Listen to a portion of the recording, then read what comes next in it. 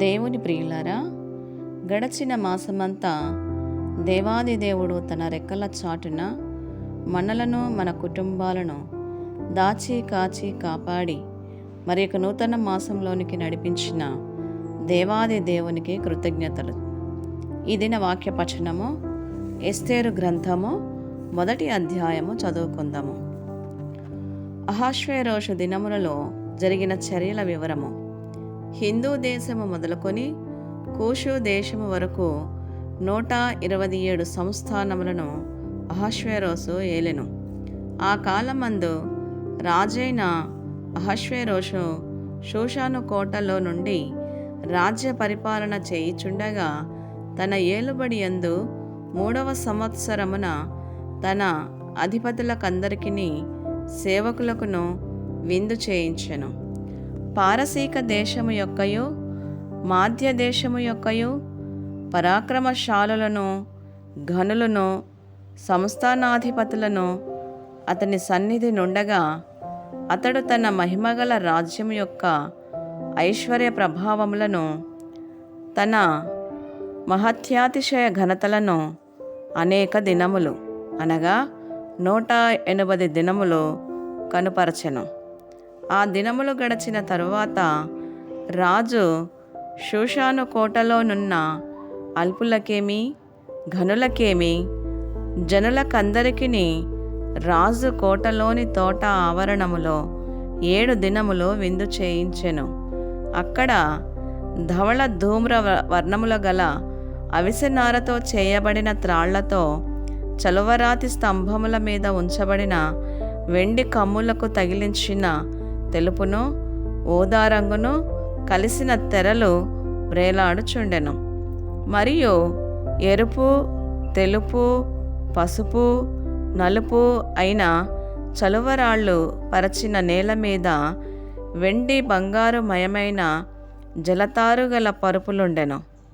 అచ్చట కూడిన వారికి వివిధమైన బంగారు పాత్రలతో పానమిచ్చుచు రాజు స్థితికి తగినట్టుగా రాజు ద్రాక్షారసమును దాసులు అధికముగా పోసిరి.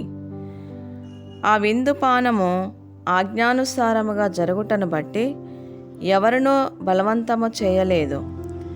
ఎవడు కోరినట్టుగా వానికి పెట్టవలనని తన కోట పనివారికి రాజు ఆజ్ఞనిచ్చి ఉండెను. రాణి అయిన వస్తీ కూడా రాజైన అహష్వేరోషు కోటలో స్త్రీలకు ఒక విందు చేయించెను.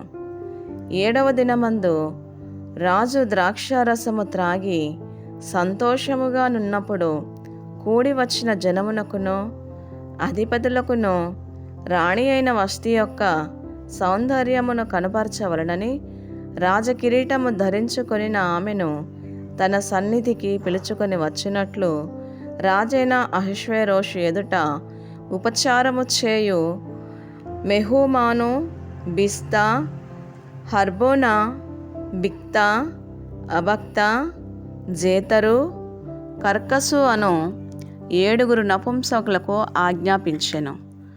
ఆమె సౌందర్యవతి. రాణి అయిన వస్తీ నపుంసకుల చేత ఇయ్యబడిన రాజాజ్ఞ ప్రకారము వచ్చుటకు ఒప్పకపోగా రాజు మిగుల కోపగించెను. అతని కోపము రగులుకొనెను.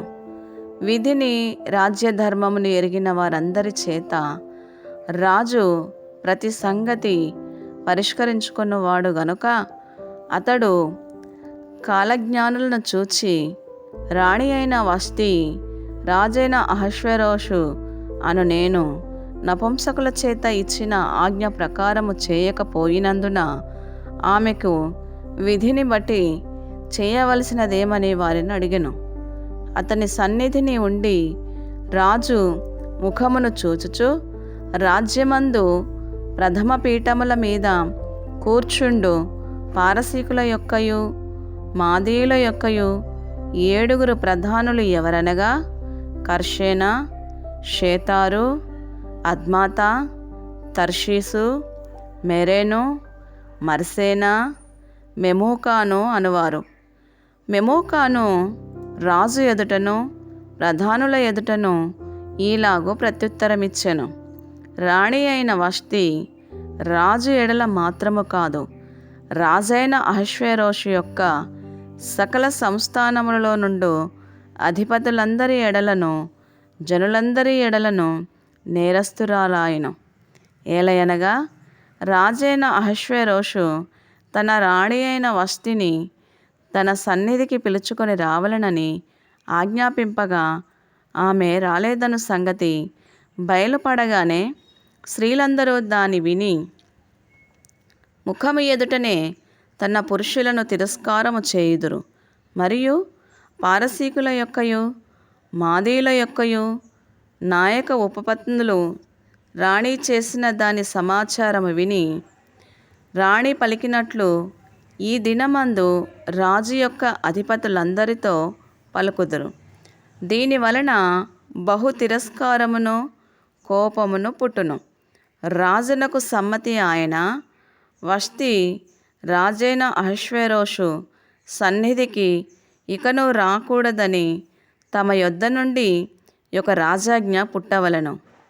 అది తప్పకుండునట్లు పారసీకుల యొక్కయు మాదీల యొక్కయు న్యాయము చొప్పున నియమింపవలెను.